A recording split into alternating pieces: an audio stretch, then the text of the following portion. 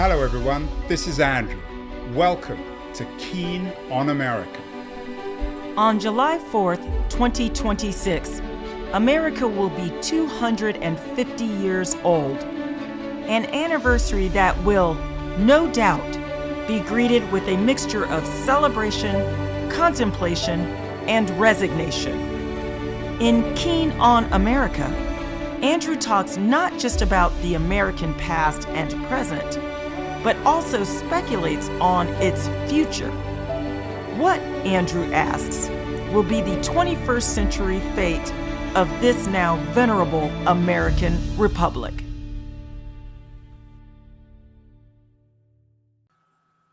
Hello everybody, it is August the 6th, 2025. Over the last 500 years, it would seem as if scientists have solved the greatest of all questions, the existence of God, from Galileo to Copernicus to Darwin and even to modern scientists like Freud. It seems as if modern science had closed the question of whether or not God existed.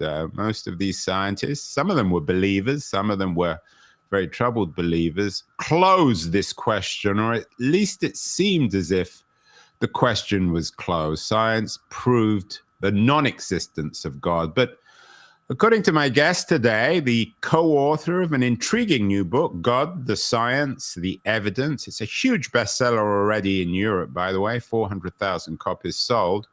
That question has been reopened. Michel-Yves Bollore is the co-author of this book, and he's joining us from the south of France. Michel, if there is a God, did he create the south of France?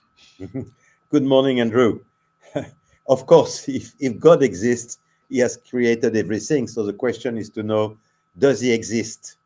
And the presentation you are doing is a very good introduction, because in fact, if we are just beginning the Renaissance, more or less everybody in the world believed that God existed. And then science, the modern science appeared.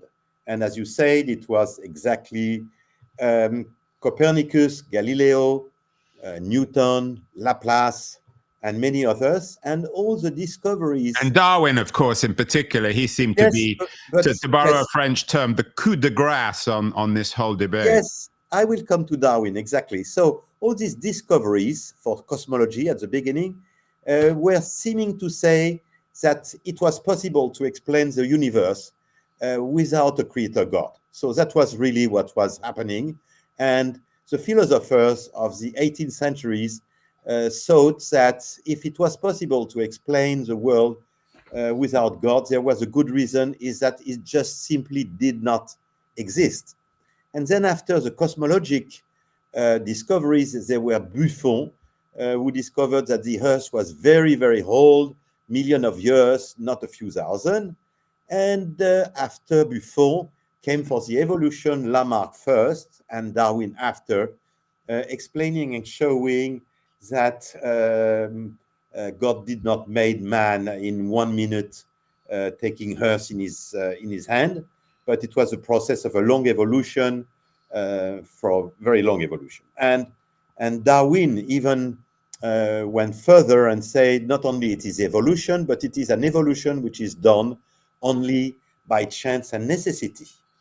And Freud, who came just after, said, in fact, there has been... We have the image of Freud with his famous cigar. Yeah. Yes, and Freud said there has been 3 humiliations for the Western world, for the Christian of the Western world, because the cosmology shown and said that we were not at the center of the universe on the Earth. It was not the center of the Earth. And then after that, the creation, which was just evolution, we were not the center of life.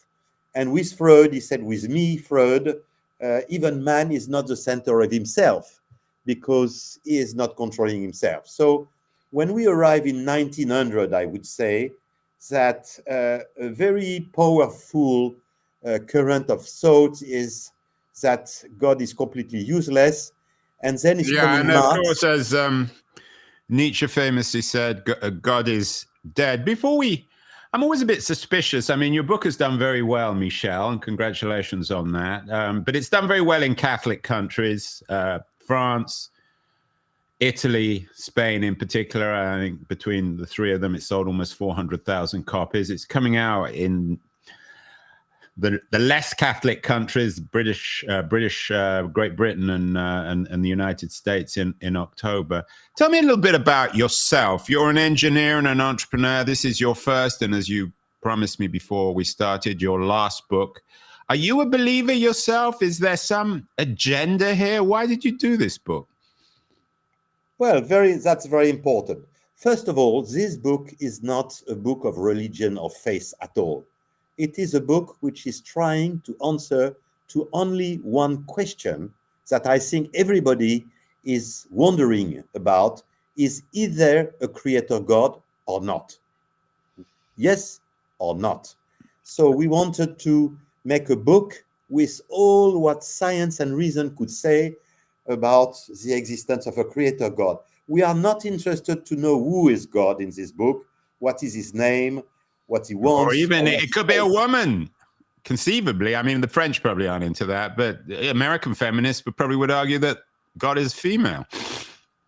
But is a spirit a man or a woman? That's a question I leave. Or even, I'm not going to make any off-color jokes because I get into trouble with my audience. This book is it's not a book of religion or faith.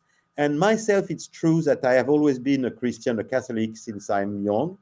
But my co-author was a mathematician when he was 20 years old. This is Olivier Bonacieux. Yes, he was studying in the most prestigious university in France of mathematics, and he was very, very good. And he was an atheist.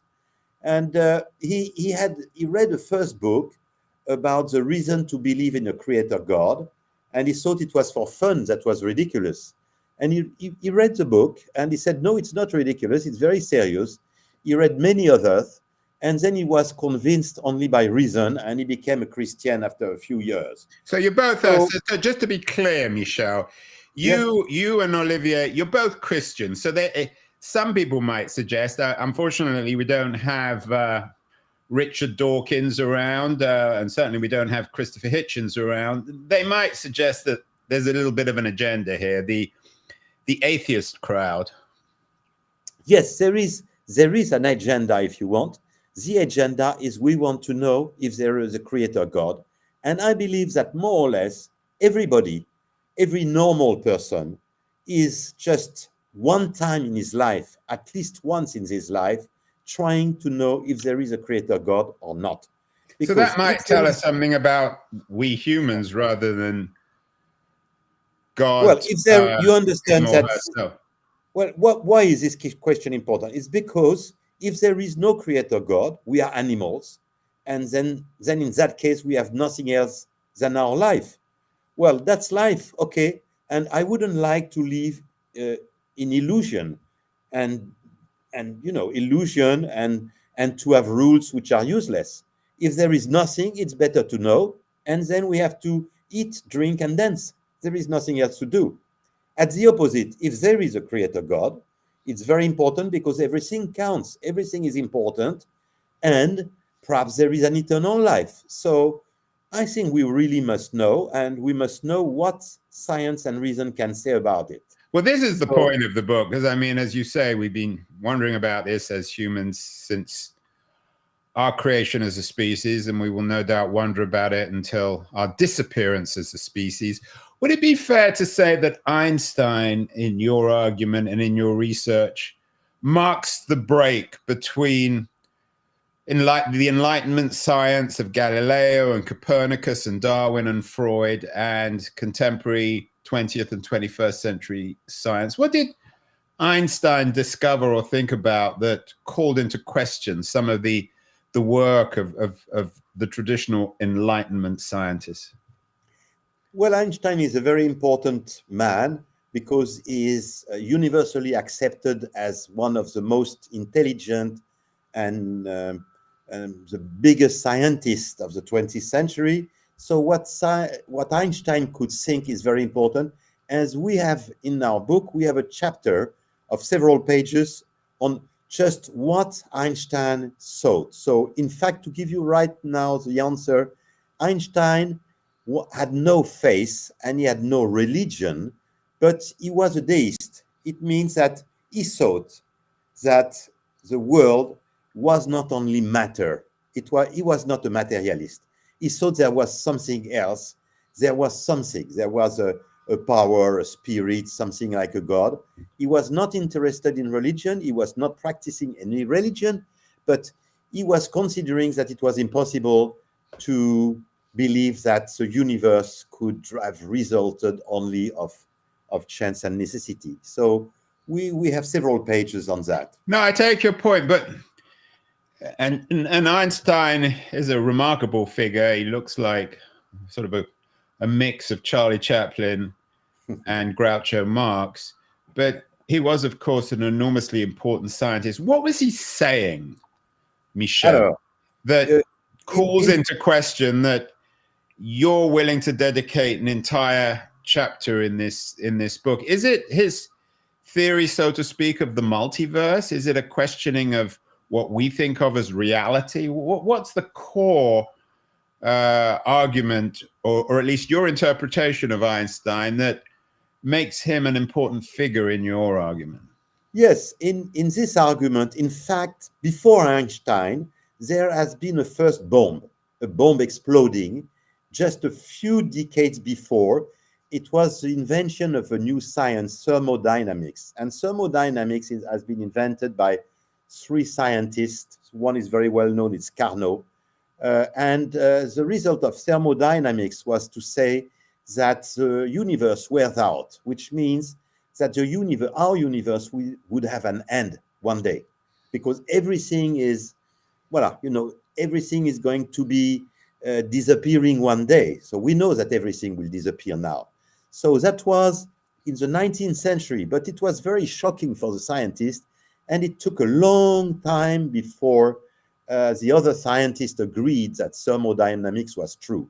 So then went Einstein, and Einstein discovered that matter, space, energy, and time were completely linked together, and he opened the door to discover the expansion of the universe and of the beginning of the universe.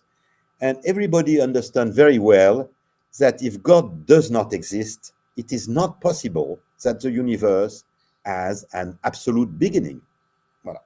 If God does not exist, if there is no God, in no way the universe can have had an absolute beginning, because as a philosopher, which upon everybody agrees today, Parmenides, 5 centuries before Christ, said ex nihilo nihil, from nothing, nothing can come. So if nothing can come from nothing, and the universe is there, it cannot come from nothing. So universe is there from always, and if it's not the case, then we need the hypothesis of a creator God. So you see, and of course, then the question becomes, and this is one of the endless theological questions that's obsessed let's say theologians for years, is if there's a God, who created God. But let's get back to the science, because this is a science book, not a it's a science book. Yes, it's God, the science, the evidence. Yes, it is a scientific book, but easy to read for the general public. It's not. Right, it's a general. Wow, you got 400,000 readers, so that's good evidence of that. And you'll find, I think, a receptive public, certainly in the United States, for wanting to believe in this stuff. So let's get back to this idea of God. In traditional terms, Michel, again, you know much more about this than I do. God was thought of in monotheistic terms in Christianity, in Judaism, in Islam. But what is a God for you? Is it the first mover, the inventor of things, the thing that nothing exists before? Is that your definition? Yes, it is a philosophical definition that I think everybody agrees upon, which is that he's a spirit first, he's all-powerful, he's eternal, and he has done everything. Well, it's a spirit. It sounds like one of those figures in Hollywood superhero movies. Let's keep that the simplest definition, the most limited definition, which is a philosophical definition, that is a cause, is all-powerful, and is the cause of everything. To know who is and what is his name, it's a question of religion. You see that there is two things different. One is to know if he exists, and that's not religion. It is a scientific question partly. And the other one is religion is to know who is and what he says. That's religion. So our book is not religion. It's only to know if we can accept to believe that the world is only matter. And what science now is showing, it is very, very hard, almost impossible to believe today that our world is only matter, space, and time. So that makes us, Michel, understandably skeptical. It seems as though if all the evidence in modern science suggests this increasing skepticism and also increasing acknowledgement that we know less and less, I think the thing about Galileo, Copernicus, and Darwin is that they thought they were ending the matter, that they were understanding everything. And of course, the more we know these days, the less it seems we know. But this fallback on God out of skepticism might be a tricky argument to make, isn't it? I mean, would it be fair to say that with Einstein and post-Einstein science, it's increasingly clear that we're not sure about anything? So why should that make us believe in God, in the idea of God?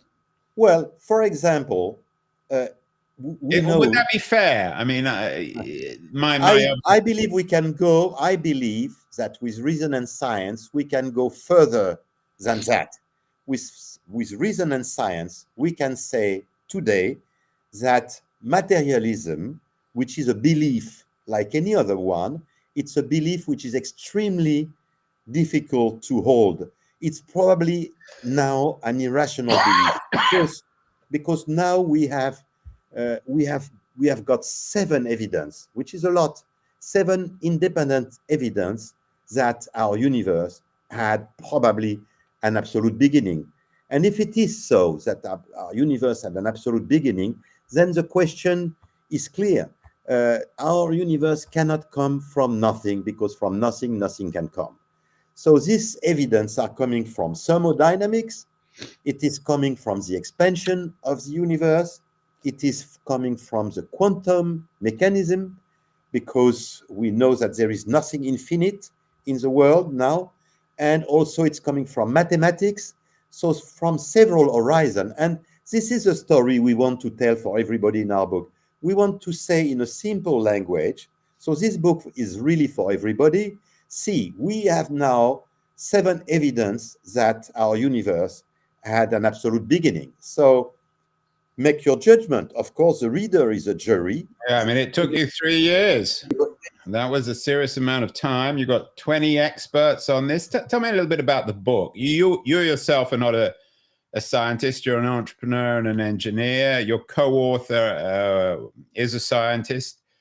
How did you go about? I mean, yes, I take the point that 20 experts and 3 years of research seems quite a lot. But for this fundamental question, I mean, it might take actually 2 million experts and 3 centuries of research to figure this thing out. What did you actually do? Yes. My co-author is a mathematician. He's a very well-known university. It's one of the best in France.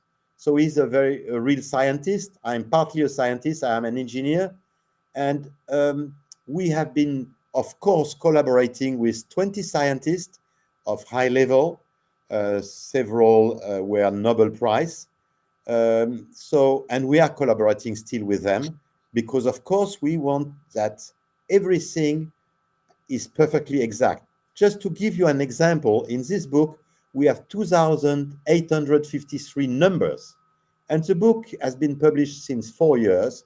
And during these 4 years, I have not received one comment telling us that one of the number of the book was wrong. So I think the level of exactitude, of accuracy, is quite good. Now, we have been working also to make it quite simple to read to anyone, because we would like that anyone after, I would say, 17 years old can read these books. So this was really our. So this is why it took also such a long time. In fact, it's a little more than 3 years. It's Well, almost 4. 3 years, as I said before, Michel, it's not really for this kind of subject. It's not that much time. Some people take more time on a PhD thesis. I know you rely on a number of quite distinguished scientists, including Robert Wilson, who won the Nobel Prize in Physics. Tell me about the reception of your work so far from scientists and the involvement of scientists. I assume you didn't talk to Dawkins for this.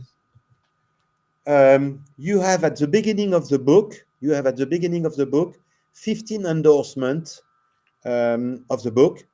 We have 6 or 7 endorsements from high scientific scientists, English and American, including Robert Wilson, who is a Nobel Prize of Cosmology. And also you have an endorsement of Muslim, one endorsement of a Jew, Freemason, Muslim, Orthodox, Evangelical. So we have endorsement from a lot of people. So I think it's very encouraging to have this endorsement. We had many others, but we cannot have them all in the book. I'm particularly intrigued by the implications of your work and of Einstein and the idea of the multiverse. I mean, you talk about the universe, but again, please correct me if I'm wrong, because I know very little about this stuff. But my understanding is that the universe might be part of a so-called multiverse, that there may be many universes. So what does your book and your argument suggest about the existence of something we call the multiverse? And does that strengthen or undermine the idea of one single creator God? Alors, it's a very important question, the multiverse, because it is the only possible explanation for the materialism, for the thinkers who are who like materialism. If you want to have the belief of materialism, you have to believe that there is an infinity of universe. Why? First of all, because we know that our own universe at the beginning, so it's not acceptable, it's not possible with materialism. So in that case, it's necessary to think that our universe is coming from another universe, which itself perhaps at the beginning, but is coming from another universe, etc., etc. But it's very interesting to know that 3 American scientists very recently, 2003, have made a discovery, a very important discovery, is that it is impossible to have a series of an infinite series of universe. So now the only solution for materialism is to believe that there is billion of universe, not only to explain the beginning of universe, but also to explain the fine-tuning, because we are not talking of the fine-tuning of the universe, but it is so impressive that the only way to explain the fine-tuning of our universe is to say, well, okay, it's a fine-tune, but we are in the good one, and there are billions of universe which are not so fine-tuned, and where there is no life, for example. So this is where is the situation. But as you can see, the solution, which is a multiverse, there is no implication of the multiverse. If there was, why? Let's just assume that there is this spirit at the beginning of everything. Why would it need to be fine-tuned? What happens if this spirit is rather disorganized and artistic and chaotic? What does the fine-tuning of the universe prove or not prove about the existence of God? Alors, the fine-tuning has been discovered much later than Einstein. The fine-tuning of the universe is something which has been discovered in the 60s, beginning in the 1960s. And as I said, the discovery is not finished. These discoveries of 2003 that there is no, it's not possible to have a series, infinite series of universe is a very important one. But the fine tuning is to discover that the parameters which are building the universe, which are governing our universe, the parameters, perhaps 20 or 30 parameters, are each of them extremely well fine-tuned. So the classical example is to talk of the speed of expansion of universe at the very beginning. We know the 15 decimals of this speed of expansion, and we know of only the 15th decimal was changed by only +1 or -1, our universe would not exist. So it's something really incredible, and it's more or less the same thing for all these parameters. So of course, it's something which is intriguing, as you say, intriguing scientists, but also... Right. It certainly, there's a lot of science. It suggests that God, if he, she, it exists, is a very sophisticated scientist. A scientist probably would win the Nobel Prize, a sort of who's engineered, fine-tuned this universe in a way like a fine-tuned violin. So this is all very speculative and intriguing, Michel. What does it tell us, though, about us humans? We have to live in this universe, for better or worse. We don't have another one to choose. Even if there is another universe, we don't have the opportunity to go there. The more I listen to you, the more insignificant we become. Does your argument in God, the science, the evidence, what does it say about, shall we say, the religion of humanism? What does it tell us about human beings? Voila, exactly that. There is two possibilities. The first possibility is there is no creator God, and the universe is only space, time, and matter. That's the first possibility. This is the possibility of materialism. Well, in that case, we know very well, in that case, we are just animals, a little bit bigger than... Yeah, we are Freud's species, and we don't, even know ourselves. We are a little more intelligent, but there is nothing to hope, and it would be stupid to hope anything. So it's better to know. And as I said, in that case, it is better to eat, drink, and dance, because there is nothing else to do. And we can do it where you are in Saint Maxime in the south of France. Exactly. On the other hand, if there is a creator God, what all religion, I don't want to make the choice of a religion special, but all religion says, if there is a creator God, they all believe that there is eternal life. And we are not animals. We are more than animals, because we have a soul and we have an immortal soul. So if this is true, we need to know that, because if it's true, everything counts. But why? You're making a giant leap, Michel, on the existence of some sort of first mover, which may or may not be true, with the idea of us having an eternal soul and humans being somehow more or less important than other species. If we have a soul, then ants have souls, then chimpanzees have souls, then whales have souls. My question was more about the role of humans in all this, in our tiny planet, in our tiny solar system, in our tiny universe, blah, blah, blah.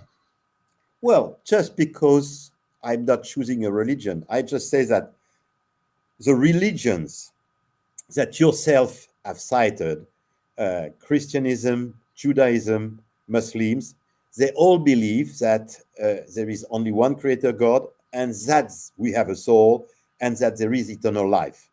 So I would say that more or less everybody who believes in a creator God believes in a soul and create. But I'm jumping in here, Michel. Yeah. It's possible, I'm guessing, that your argument about the God, the science, the evidence is correct, but also that all these religions are entirely primitive and ignorant and short-sighted. So it's quite conceivable that there may be a God proven by the science of post-Einsteinian discovery, but the traditional monotheistic religions, and even the pantheistic and the polytheistic religions that we've invented as humans, are entirely wrong. They're just fantasy. They're children's stories. Yes, but that's exactly true. This is the position of the philosophers at the 18th century. Many of them, like Voltaire, for example, said the universe is like a big clock. It's wonderful. It is so well engineered that we must conclude that there is a clockmaker. Or it's So, fine-tuned. It's the fine-tuning of the universe. voilà, exactly. So God is a clockmaker, but God, the clockmaker, doesn't care about us, and we don't care about God. So that's the position of the deist during the 18th century, to say, yes, there is a creator God, but he doesn't care about us and we don't care about him. So it's a possibility. But coming back to this question then, and that's maybe this is how we can wrap up. I began by asking you about your faith or lack of faith. You acknowledge that you do have faith, and your co-author does too. What does it tell us, or what should it tell us, your book, which is such a hit in Europe? Maybe people want to believe in it. What does it tell us about how we live our lives? What does it tell us about what we should or shouldn't believe in, and how we think of ourselves as human beings? Should we be returning to church or synagogue or the mosque? What's the suggestion in the book? No, not that. In our book, you won't find that. What you find in our book is that for 4 centuries, during 4 centuries, all the discoveries were seeming to say we don't need God. And after 1900, so since 1 century, all the discoveries, and people do not well know that, they don't know well that, all the recent discoveries just say the opposite. It's not possible to explain our universe without the creator God. This is the only point we want to tell, and to tell that story in a simple language, but very exact.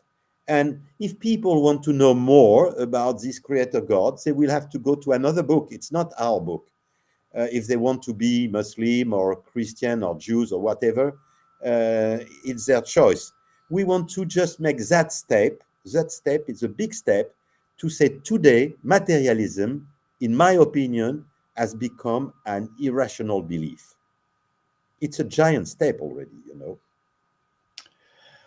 I wonder if it's coincidental, Michel, that as the Enlightenment world seems to be falling to pieces, as we become more and more pessimistic about globalism and enlightenment and science, we get politicians like Donald Trump closing down universities, more and more challenges to rationalism and science, that we get a book like yours.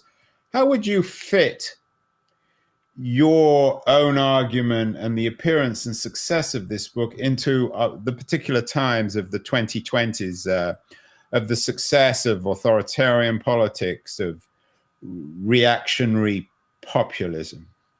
Well, it's true, Andrew, that we have been ourselves surprised by the success of the book in Europe. We were not expecting such an interest.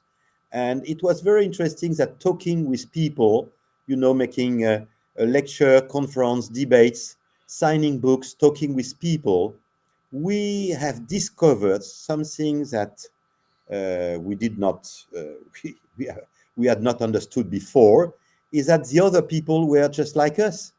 It's a very important question. We want to know more about what can today reason and science says about this question of, is there a creator God? Yes or no? We want to know. And there is a big hunger among the general public. There is a big hunger in this crazy world, as you say. I agree with you. In this crazy world, people want to know: is there something or nothing? That's a step we would like to know. Yeah, people want to know, and of course, they always go for the something rather than nothing. Finally, Michel, as I said, the book's coming out in the middle of October in the United States. I think you'll find it fertile territory for this investigation. Are you at all concerned, though, that this kind of book and these kinds of arguments might get hijacked by the evangelical Christians, by people like J.D. Vance, the current American vice president, whose rediscovery of religion, of Roman Catholicism, seems to have generated all sorts of unpleasantness? Are you concerned that this kind of book might get hijacked by Yeah, of course. groups who I don't know about yourself, but certainly for me, I find rather distasteful? Alors, two answers. First, yes, there is a risk. And two, we don't want to participate to that risk at all, because we are a book completely neutral. Our book has been translated in Japanese. There is no Christian there. It is translated in Arabic, which is wonderful. It is translated in many other countries. And so we want to stay what we are. We want to stay neutral. It's a scientific debate. It's a scientific and philosophical debate. And we want to stay on that line. I hope we will be able to do it. Well, I don't know the future, of course, but that's what we will see. That's what we would like. I remain skeptical, but I'll probably be punished. Michel, will I be punished by somebody if I don't believe in this stuff? There is nobody to punish anyone. But we are passionate. I can tell you one thing. Olivier and I, we are really passionate by this question, because science does not, for a reader of the general public, it's not necessary to be a scientific, because all these questions are very simple. They are very simple to understand. For example, has the universe had an absolute beginning? It's a very simple question. Everybody understands that it is a philosophical question, which means something about God, and it's also a scientific question. So all the ideas in the book are simple, and we would love that this book makes people happy in the general public. And I'm not sure it's going to make people happy, but it'll make people intrigued. The book will be out in a couple of months. God, the Science, the Evidence by Michel-Yves Bollore and Olivier Bonacieux. It's a huge sensation in Europe, and I hope it will be a sensation in the United States. Congratulations, Michel, and I will allow you to go back to the beach in the south of France. Thank you so much. Thank you, Andrew. Thank you very much.